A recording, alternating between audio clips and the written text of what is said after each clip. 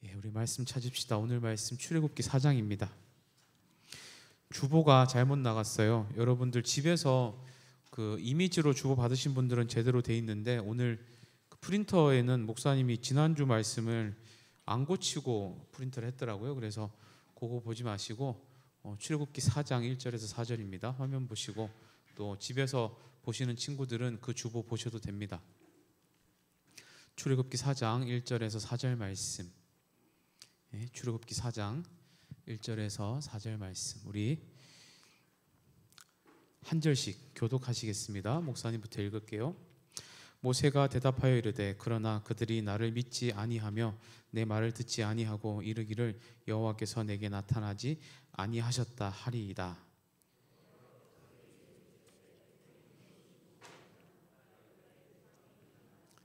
여호와께서 이르시되 그것을 땅에 던지라 하시매 곧 땅에 던지니 그것이 뱀이 된지라. 모세가 뱀 앞에서 피하매 여호와께서 모세에게 이르시되 내 손을 내밀어 그 꼬리를 잡으라.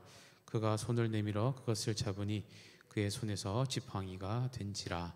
아멘. 자, 한 주간 잘 지내셨어요? 지난주 한 주 안 봤다고 되게 오래된 것 같아요, 그죠? 목사님이 지난주에 1부에서 4부 대예배 설교를 좀 했습니다. 그리고 신세계를 경험했어요. 집에 가자마자 바로 자고 그 다음 날까지 잤어요. 이게 고작 25분, 30분 설교하는 거 4번 했을 뿐입니다. 그런데 이 많은 사람 앞에 큰 강단에 쓴다는 것이 주는 어떤 중압감, 체력 소모 이런 게 분명히 있었어요. 그래서 그런가 여러분들에게 우리 지난주에 설교로 이렇게 선교해 주셨던 서광일 목사님 저희가 캡처해서 보내라고 했고 목사님 또 캡처해서 보내라고 했는데 하나같이 목사님을 못생기게 찍어가지고 보냈더라고요.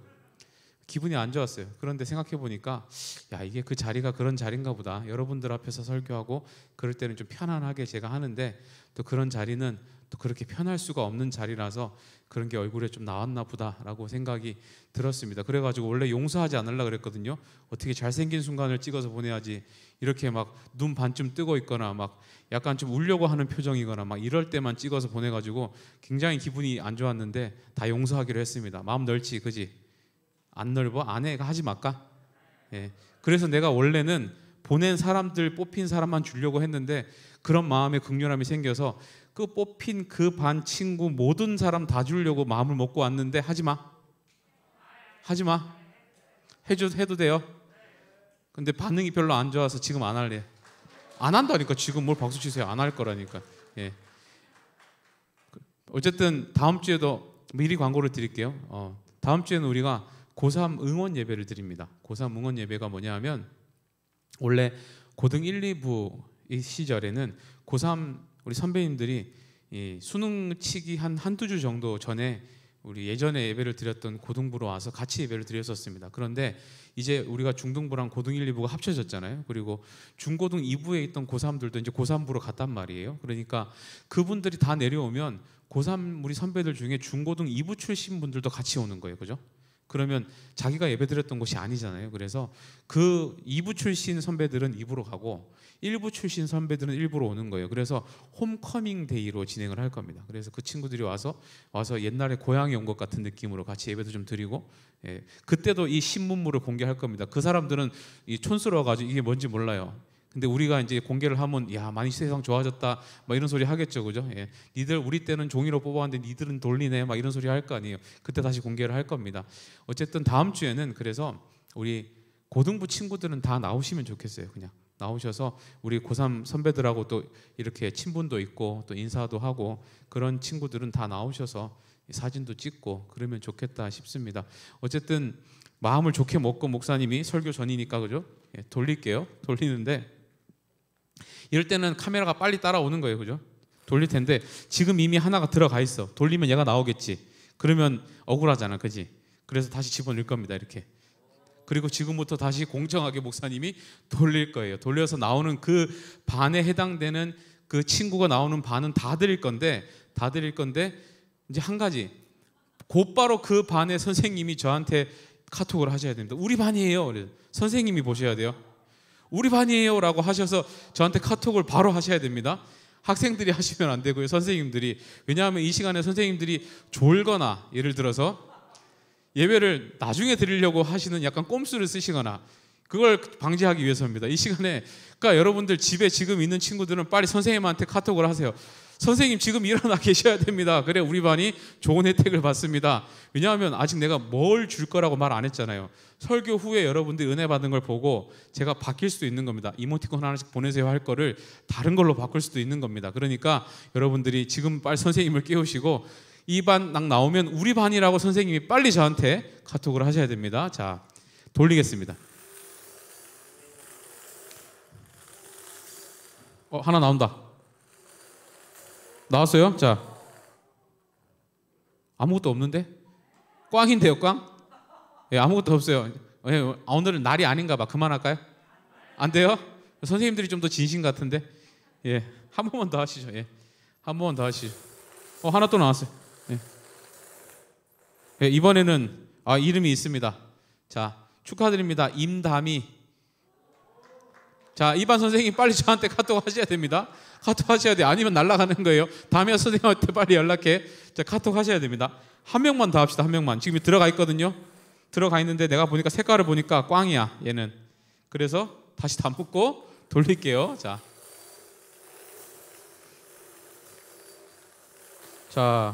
축하합니다. 두 개가 나왔네. 두 개 다 하지 뭐 그럼. 아유 축하드립니다. 우리 김승근 선생님. 김승근 선생님 반 축하드립니다. 저한테 문자 하시고요. 또 한 번 더 축하드립니다. 최은총 1학년 중학교 1학년 최은총 그 반 선생님이 저한테 카톡 하셔야 됩니다. 우리 요까지만 뽑고요. 제가 다 설교 끝나고 광고할 때 마음의 감동이 오면 그때 한 번 더 하겠습니다. 자, 역시 사람이 이렇게 선물 앞에는 진심이 드러나는 거예요. 쿨할 수가 없는 거야. 그래서 여러분들 너무 좋아합니다.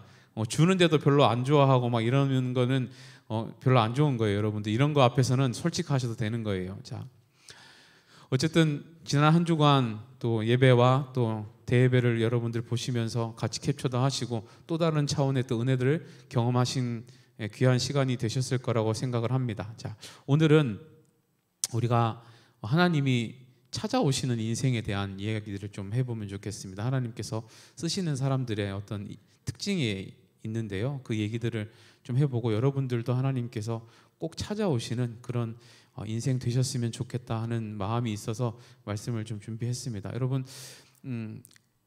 인기가 뭐죠? 인기라는 걸 생각하면 주변에 막 사람들이 끓고 그죠? 좋아하는 사람도 많고 뭐 이런 생각이 들 텐데 여러분들 하나 물어볼게요. 여러분들 인기 있는 사람이 되고 싶습니까? 아니면 나는 뭐 인기 같은 거는 뭐 신경 안 쓰고 그냥 쿨하게 살고 싶어요 이런 마음이십니까? 대부분은 저렇게 대답을 합니다. 쿨하게 살고 싶다. 왜냐하면 어차피 인기가 없을 거라고 생각을 하니까 인기 같은 거는 신경 안 쓰고 쿨하게 살고 싶다라고 생각을 많이 할 겁니다. 왜냐하면 우리가 보통은 인기라고 생각하면 연예인들이 이제 보여주는 그런 모습들, 연예인들 주변의 사람들이 막 따르고 막 좋아하고 팬질하고 막 이런 걸 생각하기 때문에 아마 그럴 거예요. 그런데 우리가 살아가면서 보면 생각보다 많은 부분에서 인기가 필요하다는 것을 우리가 금방 깨닫습니다. 인기를 어떤 차원에서 생각하고 그러냐면요, 관심과 주목을 받는 게 인기가 아니라 누군가 찾아주는 인생이 된다는 차원으로 생각하면 내가 누군가에게 영향을 주고 그 사람이 저에게 영향을 받아서 또 좋은 방향으로 인도가 되고 이런 방향으로 만약에 인기를 생각하면 우리는 인기 있는 사람이 돼야 됩니다. 왜냐하면 그리스도인이기 때문에 그렇습니다. 우리가 정말 제대로 예수를 믿으면요, 사람들이 찾아오게 돼 있습니다. 당신의 살아가는 인생의 비밀이 무엇입니까? 궁금해요. 당신은 왜 이렇게 늘 기쁘고 행복해 보이죠? 궁금합니다. 이런 식의 어떤 관심 또는 우리가 누군가에게 영향을 끼치고 선한 길로 인도할 수 있는 그런 사람이 된다는 것, 단순히 연예인과 같은 모습만으로 우리가 얘기할 수 있는 건 아니고요, 누군가에게 내가 신뢰를 줄 수 있는, 신뢰를 받을 수 있는 인생이 된다는 차원에서 생각하면 여기 있는 사람 누구도 저는 인기 같은 거 필요 없습니다 라고 말하기는 어려울 겁니다. 왜냐하면 신뢰받지 못하는 인생은 결국은 외로울 수밖에 없어요. 아무리 내가 잘났어도 신뢰받지 못하는 인생은 결국은 외로움을 느끼고 고독함을 느끼고 그 인생의 좌절을 느낄 수밖에 없기 때문에 그렇습니다. 목사님의 이 사역을 하면서 목사님이 제일 보람 있을 때가 사실은 그런 때예요. 목사님이 누군가가 찾아와요. 저를 찾아와서 목사님 요새 제가 좀 이런 것 때문에 힘들고 고민이 되는데 어떻게 생각하세요? 뭐 이런 거 물어보기도 하고요. 또 제가 가끔 이렇게 뜬금없이 연락해가지고 잘 지내냐 그런 다음에 요새 고민 없냐 그러면 뭐 예상치 못했던 뭐 얘기들도 좀 하고 그렇게 되면요 목사님이 굉장히 아마 이 일에 대해서 보람을 느끼게 되는 순간들인 것 같아요. 보통 그런 순간들이 사실은 이 목사라는 일이 그렇게 쉬운 일은 아닙니다. 여러분들 진짜로 주로 목사님께 찾아오는 사람들은 힘든 일을 가지고 찾아와요. 대부분 좋은 일을 가지고 찾아오는 사람 별로 없습니다. 그러면 그 힘든 일을 같이 얘기하고 기도해주고 돌아서면 목사님이 힘이 날까요? 힘이 빠질까요? 저도 힘이 빠집니다. 그런데 주로 그런 일들 때문에 찾아오는 사람들이 대부분이기 때문에 저도 같이 힘든데요. 그럼에도 불구하고 제가 이 일을 계속할 수 있는 이유는 그런 분들이 저를 찾았다는 것이 또한 힘이 되기 때문에 그렇습니다. 그래서 누군가에게 이렇게 찾아주는 인생이 된다는 것, 내가 영향을 끼칠 수 있는 사람이 된다는 것은 우리 인생에 있어서 정말로 중요한 요소가 될 수 있습니다. 그래서 여러분 저는 인기 같은 거 필요 없어요 라고 말하면 안 됩니다. 하나님 앞에 우리가 신앙을 가지고 살아가는 사람들이라면 반드시 이 생명의 갈증 앞에 하나님을 믿는 사람들을 찾아와 해갈하는 기쁨을 누리고 싶은 그런 어떤 여러분들이 통로가 될 수 있어야 합니다. 그런데 여러분 그거 아세요? 하나님도 특별히 찾는 사람이 있습니다. 하나님이 특별히 찾아오시는 그런 인생이 있다는 거예요. 하나님께서 일부러 찾아가셔서 그 인생의 계획을 말씀하시고 사명을 주시고 일부러 하나님께서 너 내가 쓸 거야 라고 딱 픽업해가지고 끌고 가는 인생이 있더라는 거예요. 자, 여러분 한번 질문해 볼게요. 하나님이 눈에 보이세요? 하나님을 본 적 있는 사람? 세상에 하나님을 본 사람이 있을까요? 없습니다. 하나님은 볼 수가 없어요. 왜 못 보죠? 자막에 답이 나오잖아요. 왜요? 영이시기 때문에 그렇습니다. 요한복음 4장 24절 말씀 우리가 함께 읽어봅시다. 함께 읽습니다. 시작. 하나님은 영이시니 예배하는 자가 영과 진리로 예배할지니라. 성경은 분명히 하나님이 영이라고 말씀을 하고 있습니다. 그렇기 때문에 영이신 하나님을 만나기 위해서는 예배할 때 우리도 무엇으로 나가야 된다고요? 우리 영혼으로 나가야지만이 하나님을 만날 수 있다라고 성경도 그렇게 기록을 하고 있는 거예요. 그러니까 하나님의 본 사람도 없고 볼 수도 없는 그런 영이신데 그러면 하나님이 보이지 않는데 우리의 인생 가운데 역사하신다는 것을 여러분 우리가 어떻게 알 수 있을까요? 예를 들어서 하나님이 역사하셔서 이 반에 지금 당첨이 돼서 우리 지금 반이 뽑혔어. 예를 들어서 이게 이모티콘이 아니라 한 사람당 1억씩 주는 일이었다고 생각해 보세요. 그러면 하나님이 하셨다라고 어떻게 증명할 수 있어요? 모르잖아요. 눈에 보이지 않는 하나님이 하셨는데 우리가 이런 사건이 일어났을 때 진짜로 하나님이 하셨는지 안 하셨는지 어떻게 하냐고요? 모르잖아요. 그런데 하나님이 하신 것을 알 수 있는 방식이 있어요. 눈에 보이는 어떤가가 필요하잖아요. 그죠? 뭘까요? 하나님은 사람을 통해서 하세요. 눈에 보이지 않는 하나님의 역사와 눈에 보이지 않는 하나님의 일은 무엇을 통해서 가시화된다고요? 하나님의 사람들을 통해서 가시화돼요. 그것이 하나님이 역사하시는 방식입니다. 그렇기 때문에 하나님은 보이지 않는 하나님의 역사를 보이는 사람을 통해서 일을 하시더라는 거예요. 그러면 여러분 또 한 가지 질문이 있을 수 있습니다. 그러면 하나님은 모든 사람을 통해 일하실까요? 하나님이 모든 사람을 통해서 일을 하시나? 디모데전서 2장 4절 말씀 함께 읽어볼까요? 함께 읽습니다. 시작. 하나님은 모든 사람이 구원을 받으며 진리를 아는 데 이르기를 원하시느니라. 자, 하나님이 원하시는 것은 모든 사람이 구원을 받고 진리에 이르기를 원하세요. 그렇지만 모든 사람을 쓰는 건 아닙니다. 하나님이 쓰시는 사람이 따로 있어요. 분명히 하나님께서 보이지 않는 그 하나님의 역사를 보이는 사람을 통해서 이루어 가시는데 그 이루어 가시기 위해서 찾아오는 인생이 따로 있더라는 거예요. 어떤 사람들한테 갈까요? 따라합시다. 준비된 사람들. 준비된 사람들을 통해서만 역사하세요. 준비가 되지 않는 인생은 하나님께서 역사하실 수가 없습니다. 그러면 어떤 준비가 된 사람들을 하나님이 쓰시는가를 생각하면 여러분들이 하나님의 역사가 임하는 인생이 될지, 그냥 겨우 구원받고 그냥 하나님을 아는 정도로 끝나는 인생이 될지 결정이 되겠죠. 그죠? 그 준비를 무엇을 해야 되는지를 오늘 말씀을 통해서 우리가 한번 생각해보고 살펴보자는 겁니다. 하나님께서 찾아오시는 인생이 있는데, 하나님께 쓰임받는 사람들의 특징이 있는데, 그 특징을 우리가 알고 가면 내 인생을 통해서도 보이지 않는 하나님의 역사가 가시화되는 그런 인생이 될 수 있지 않느냐 하는 거예요. 여러분들 그렇게 살고 싶지 않아요? 그렇게 살고 싶지 않습니까? 내 열심으로 내가 이루어낼 수 있는 그 한계보다 하나님이 역사하셔서 사용받을 수 있어서 내 인생에서 일어날 수 있는 그 더 너머의 큰 일들을 보면서 살고 싶지 않으세요? 이 또한 욕심 없이 저는 그냥 내 인생 하나 사는 걸로 만족합니다 말할 수 있습니까? 그러면 그것이 뭐예요? 인기 없는 인생이 되는 거예요. 외롭고 그렇게 가는 겁니다. 우리가 어떻게 하면 하나님 앞에 쓰임받을 수 있는 인생이 될지에 대해서 우리 선생님들도 마찬가지입니다. 늦지 않았습니다. 지금도 늦지 않았어요. 여러분들이 그런 소망을 가지시고 꿈을 꾸시면 분명히 이 교사들의 삶을 통해서도 하나님께서는 보이는 역사를 일으켜주시는 통로로 여러분들을 삼아주실 거라는 겁니다. 믿으시기 바랍니다. 오늘 이 말씀을 통해서 어떻게 하면 하나님께서 우리 인생 가운데 어떤 준비가 되어 있으면 쓰시는지를 함께 고민하고 그 소망을 가질 수 있는 은혜의 시간 될 수 있기를 축원합니다. 자, 오늘은 하나님께서 모세를 부르신 사건을 우리가 함께 읽었습니다. 모세를 불렀어요. 도대체 모세가 어떤 준비가 되어 있었길래 하나님께서 모세를 쓰고 싶어 하신 것일까? 우리가 사실 이 말씀을 자세하게 보기 이전에 한 가지 이 모세가 그때 당시에 가지고 있었던 배경에 대해서 좀 살펴볼 필요가 있는데, 혹시 모세가 하나님 앞에 부름받았을 때 나이를 아는 사람, 학생들 중에 손 한번 들어, 나이 몇 살이었는지 아는 사람 손 한번 들고 대답해 봅시다. 하나님이 모세를 부르셨을 때 몇 살이었는지 아는 사람.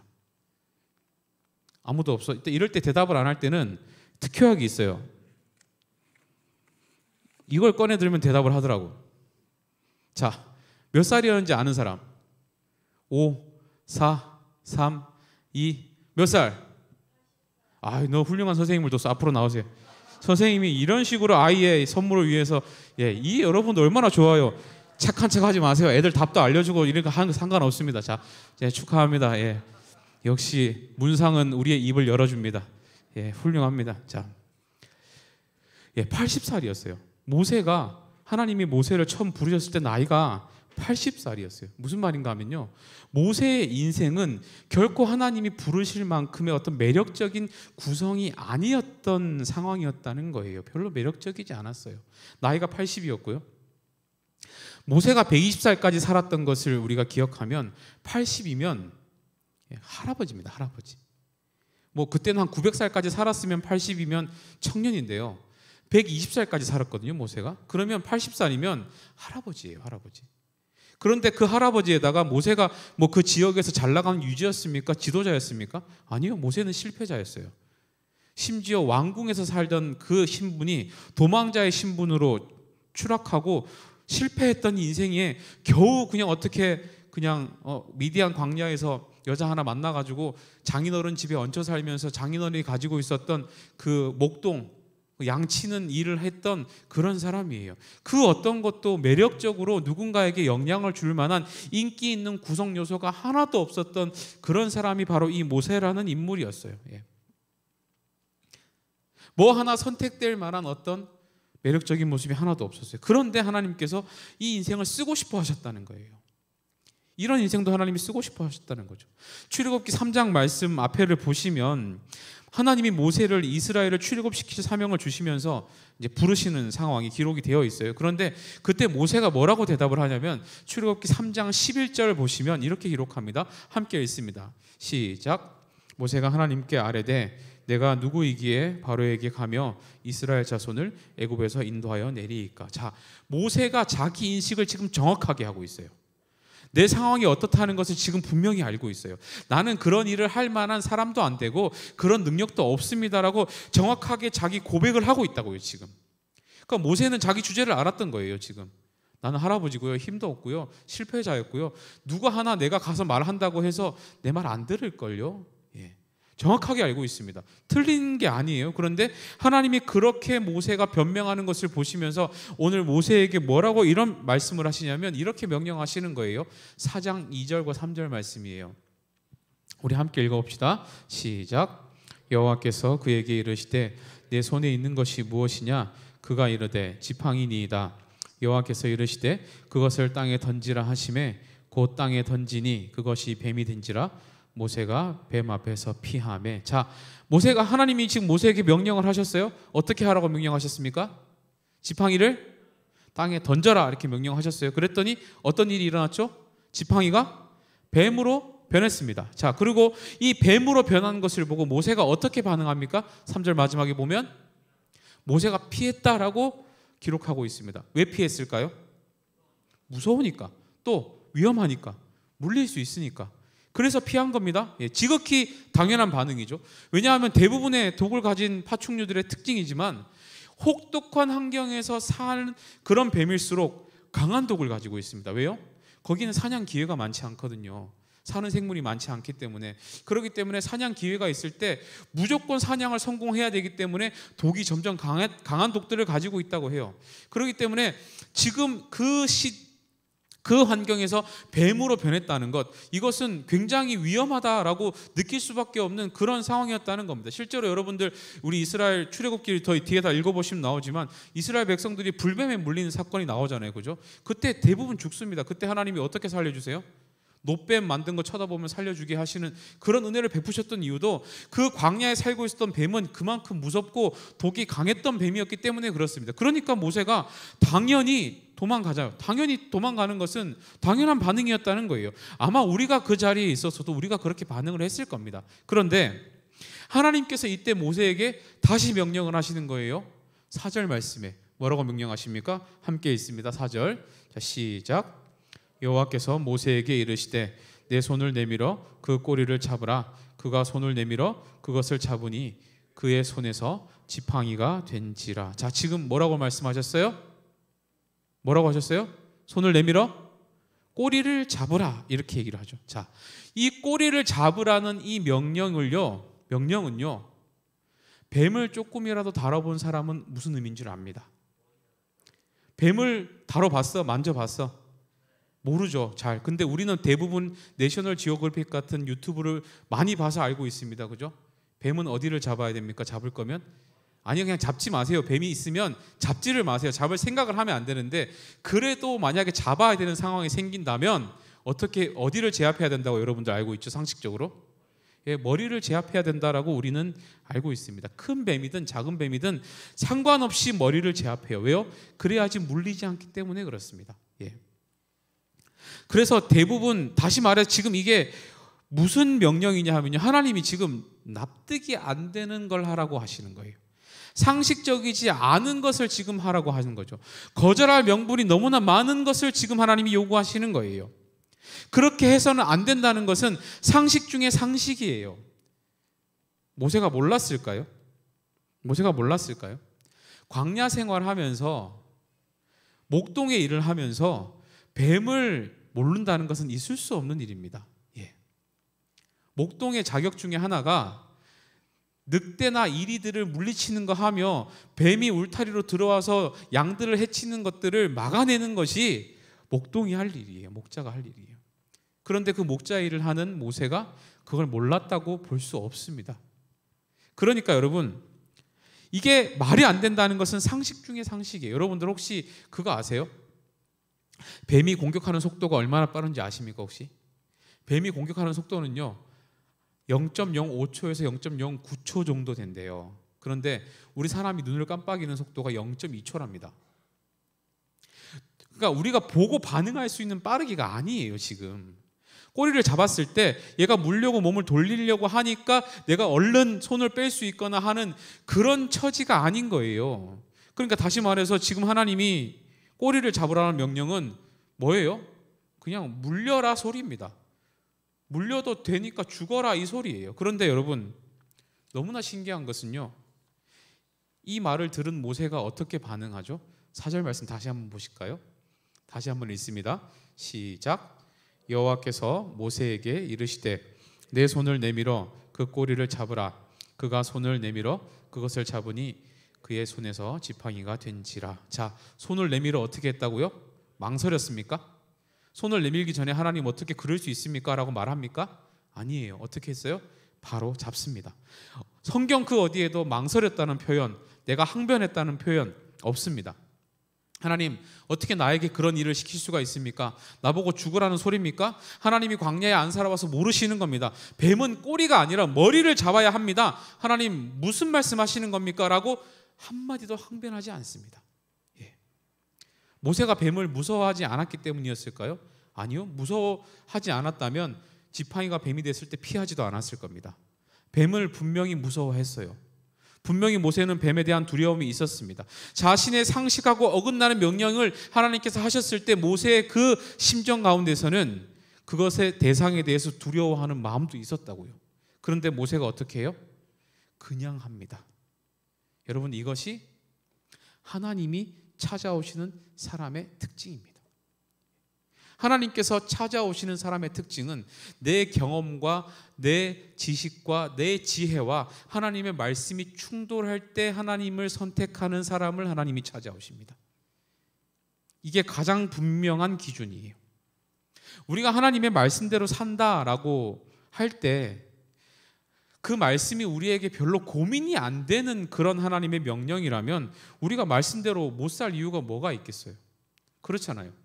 내가 살아가는 방식과 하나님의 말씀이 말하는 것이 충돌되지 않고 그냥 같이 갈 수 있다면 왜 우리가 하나님의 말씀대로 살기가 그렇게 어렵겠습니까? 그런데 하나님의 말씀과 우리의 생각은 늘 충돌하는 지점이 있어요. 왜 그럴까요? 우리는 죄성을 가진 인간이기 때문에 그래요.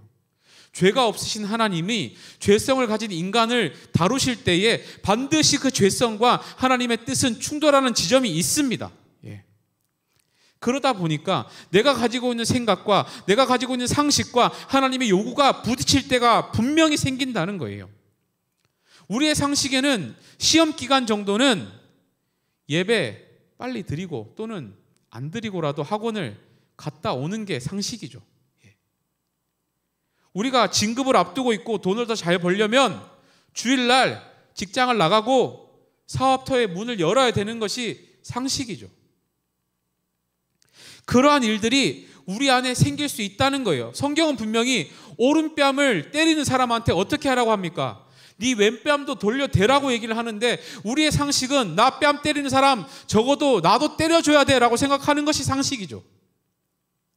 분명히 충돌하는 점이 생깁니다. 왜요? 우리 인간의 기본적인 상식에는 죄성이 함께 포함되어 있기 때문에 그렇습니다.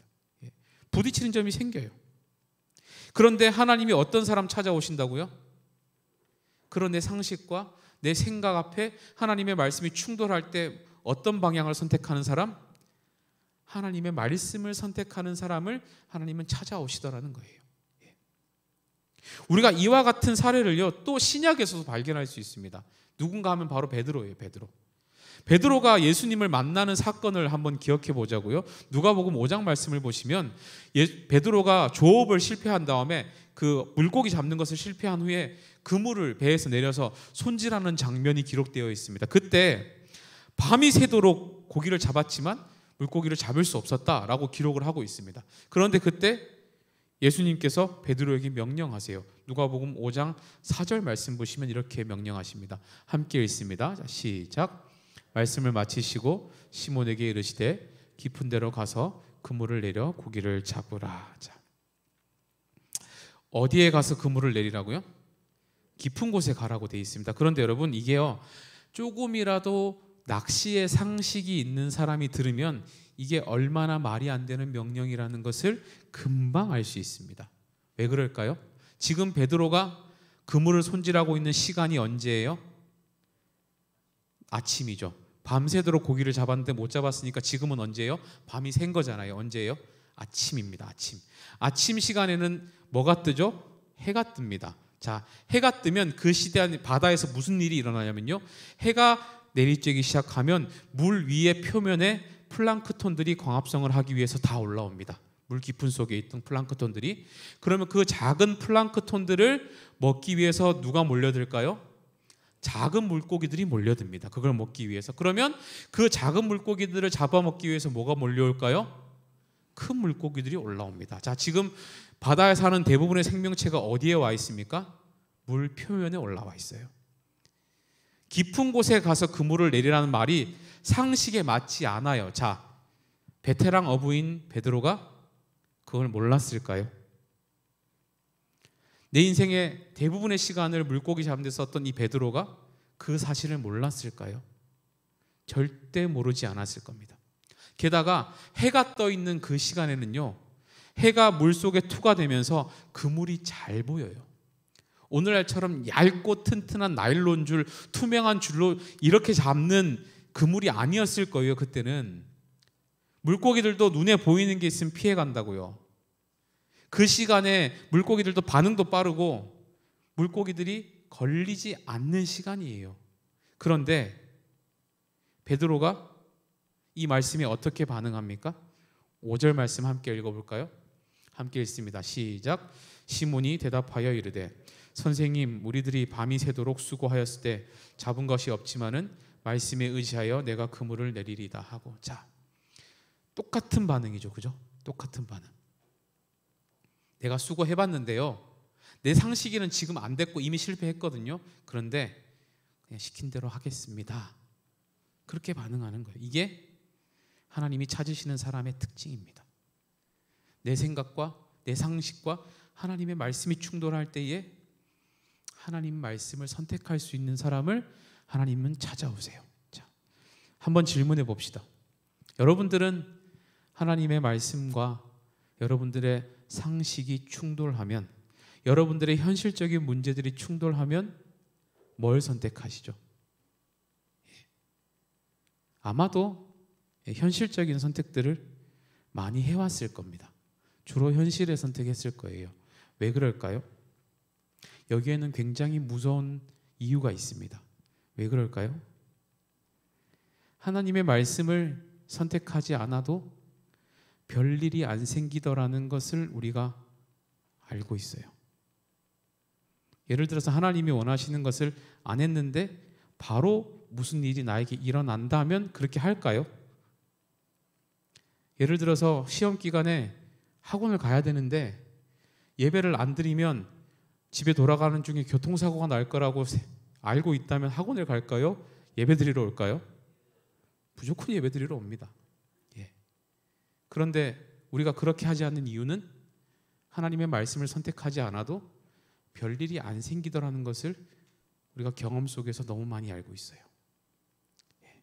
이게 무서운 이유입니다. 그런데 여러분, 현실적인 선택을 하지 않으면 당장의 손해가 오고 하나님의 말씀을 선택하지 않아도 별 문제가 생기지 않는다는 그 경험 때문에 우리가 그렇게 하지만, 우리 안에 하나님의 말씀을 선택하지 않아도 별일이 안 생기더라는 것에 대한 이 상황을 두 가지로 우리는 이해해야 돼요. 접근해야 돼요. 첫 번째는 어떻게 접근하셔야 되냐면요, 하나님이 참고 계신다라고 생각하셔야 돼요. 하나님이 기회를 주고 계시는 거예요. 하나님이 그것을 선하게 보시기 때문에, 아무 문제가 없다고 생각하시기 때문에 아무 일도 일어나지 않는 게 아니에요. 지금 우리 인내하시는 하나님께서 우리에게 기회를 주시는 겁니다. 스스로 깨닫고 바른 선택을 할 수 있는 기회를 주시는 거예요. 기회를 악용하지 말아야 됩니다. 예. 그것이 우리가 하나님의 말씀을 선택하지 않아도 별일이 일어나지 않는 이유입니다. 첫 번째. 두 번째 이유가 무엇인가 하면요, 하나님의 말씀을 선택하지 않아도 별일이 생기지 않지만 어떤 일도 일어나지 않나요? 하나님이 나를 찾아오지도 않습니다. 그러면 하나님이 날 찾아오지도 않아요. 아까도 말씀드렸잖아요. 아무리 내 능력이 출중해도 내 인생 가운데 인기가 없으면, 나를 누군가 찾아오지 않는 인생이 되면 외로워지고 그 인생이 실패한다고 말씀드렸잖아요. 자, 우리 안에 궁극적인 행복과 만족과 우리 안에 어떤 그런 모든 채워지는 것들이 하나님이 없이 가능합니까? 하나님이 찾아오지 않는 인생 가운데 그런 행복이 이루어질 수 있습니까? 절대 없습니다. 하나님의 말씀대로 살지 않아서 아무 일도 안 생길 수도 있지만 하나님의 말씀을 선택하지 않으면 하나님이 날 찾아오지도 않습니다. 이게 우리 삶의 비극이에요, 여러분. 우리 말씀을 목사님 정리할 텐데요. 쉬운 것부터 한번 해봅시다. 쉬운 것부터. 다음 주부터 우리 위드 코로나 이제 시작되는데 거의 2년 걸렸습니다. 2년. 여러분들 코로나라는 이 이유로 다 모이지 못하고 예배를 예배답게 드리지 못했던 그 시간이 2년이 지났어요. 여러분들 2년 얼마나 긴 시간인 줄 아세요? 우리 예전에 고등 1, 2부 시절에 있었을 때는요, 고등학교 1학년으로 왔던 애가 한 번도 교회를 안 오고 고3으로 올라가는 만큼의 시간이에요. 지금 엄청난 시간이거든요. 그런데 여러분 이제 용기를 좀 내면 좋겠습니다. 우리가 쉬운 것부터 해보자고요. 여러분들 교회 나오는 것부터 이제 용기 내서 나올 수 있으면 좋겠습니다. 그리고 시험 기간 곧 다가오는데요. 그 어떤 이유를 대더라도 예배와 여러분들의 삶을 타협하지 않길 바랍니다. 우리 한번 해보자고요. 너무 쉽게 학원 갔다 와서 저녁에 영상 올라온 걸로 드리면 되지 라고 생각하지 마세요. 이 시간, 만남의 시간 10시, 이 시간은 하나님하고 만나는 시간이라고 딱 구분해 놓고 다른 걸 짜면 좋겠습니다. 학교에서 식사할 때 이제 전면 등교할 텐데 식사 전에 기도하는 거 쉬운 것부터 해보자고요. 대부분 몰래 기도하시죠. 기도하는 거 표도 안 나게 기도하시죠. 30초 이상 기도해 보세요. 친구들이 슬픈 일이 있는지 물어볼 수도 있습니다. 너 왜 그래? 밥 먹기 전에 밥맛 떨어지게 같이 먹는데 너 왜 이렇게 오래 기도해? 이런 친구들이 있었어도 신경 쓰지 마시고 기도하는 것부터. 집에서 가족들하고 있을 때 화내지 않고 친절하게 대하는 것. 하나님이 원하시는 모습 선택하며 살아보자고요. 누군가 내 오른뺨을 때려도 오래 참으시는 하나님 속성 생각하며 나도 그분에게 기회를 드린다는 마음으로 좀 참고 하나님의 말씀대로 살아야 하나님이 찾아오신다니까요. 내 상식과 내 생각과 하나님의 말씀이 충돌할 때에 우리가 하나님을 선택할 수 있는 인생이 되어야만이 하나님이 찾아오시는 겁니다. 그러면 제가 약속드립니다. 제 약속이 아니에요. 하나님의 약속입니다. 하나님이 내가 내 인생의 모든 에너지를 다 쏟고 최선을 다해서 잘할 수 있는 그것보다 분명히 여러분들 잘 되게 하실 겁니다. 모세를 찾아가지 않으셨다면 모세는 목동으로서 끝났을 겁니다. 인생이. 그죠? 그 이상 잘 될 수 있었을까요? 그가? 그런데 하나님이 찾아오시니까 어떤 인물이 됩니까? 200만 명의 삶을 책임지는 인생이 되잖아요. 찾아오시기만 하면 돼요. 하나님이. 그러면 하나님이 찾아오실 만한 준비는 누가 해야 되나? 우리가 하는 겁니다. 하나님이 기뻐하시는 것부터 한 번씩 해보십시오. 그러면 하나님께서 분명히 여러분들의 인생 가운데 가치를 깨닫게 하시고 가치 있게 살 수 있는 그런 은혜를 주실 겁니다. 우리 시간 찬양팀 잠시 앞으로 좀 나오시고요. 이 시간 함께 우리 찬양하면 좋겠는데 주를 위한 이곳에 라는 찬양이에요. 그런데 가사가 이래요. 주를 위한 이곳에 예배하는 자들 중에 그가 찾는 이 없어 주님께서 슬퍼하시네. 저는 이 가사가 너무 마음이 아픕니다. 솔직히 이 세상에 예배가 수만 번이 한 주에 드려지고요. 수만 번이 뭡니까? 대한민국에 있는 교회가 적게 잡아도 5만 개입니다. 5만 개. 5만 개 중에 일주일에 2번만 예배를 드려도 10만 번의 예배가 드려집니다. 그런데 그렇게 많은 예배가 드려지는 가운데 하나님이 찾으시는 사람이 없어서 슬퍼하신다는 이 전 찬양의 가사가요, 오늘 우리에게 향하신 하나님의 눈물로 들려졌으면 좋겠습니다. 하나님이 올 데가 없는 거예요. 예배는 이렇게 많이 드려지고 있는데 하나님이 누구 하나 찾아가서 나 너랑 꼭 같이 하고 싶어 라고 말하는 사람이 없는 거예요 지금. 그런데 여러분들이 꿈꾸면 좋겠습니다. 하나님 저한테 오세요. 하나님이 찾으시는 그 한 사람이 제가 되기를 원합니다. 내 상식과 하나님의 말씀이 충돌할 때에 하나님을 선택할 수 있는 용기를 나에게 달라고, 하나님을 선택하면 절대 안 망한다는 것을 내가 보여주게 해달라고, 하나님의 말씀을 선택하지 않아서 아무것도 안 일어날 수 있지만 하나님 그러지 말고 나를 찾아오셔서 무언가 일어난다는 것을 보여달라고, 우리 그렇게 기도해야 되지 않겠습니까? 이 시간 함께 이 찬양 부르시면서 하나님 그 사람이 내게 되게 해달라고, 나를 찾아와 주시고 이 시간 나와 함께 해달라고, 이 시간 함께 기도하시면서 함께 찬양하면 좋겠습니다.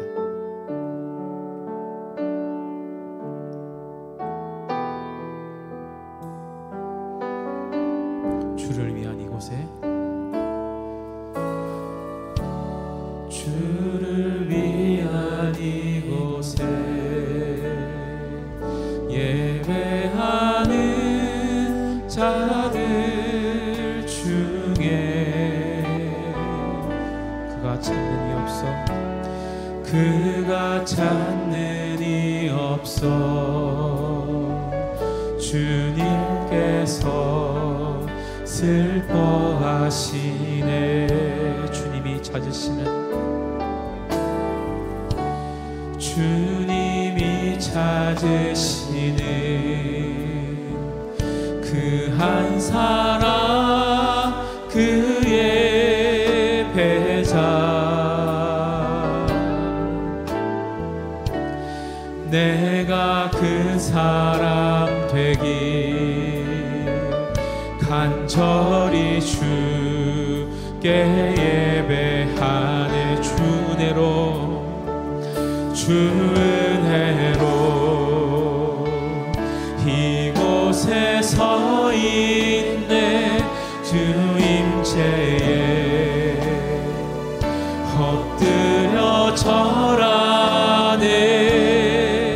그 어느 것도 난 필요 없네. 주님만, 주님만 경배. 주 은혜로, 주 은혜로 이곳에 서 있네. 주 임재에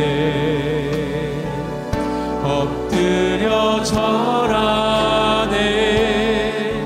그 어느 것도 난 필요 없네. 주님만, 주님만 경배.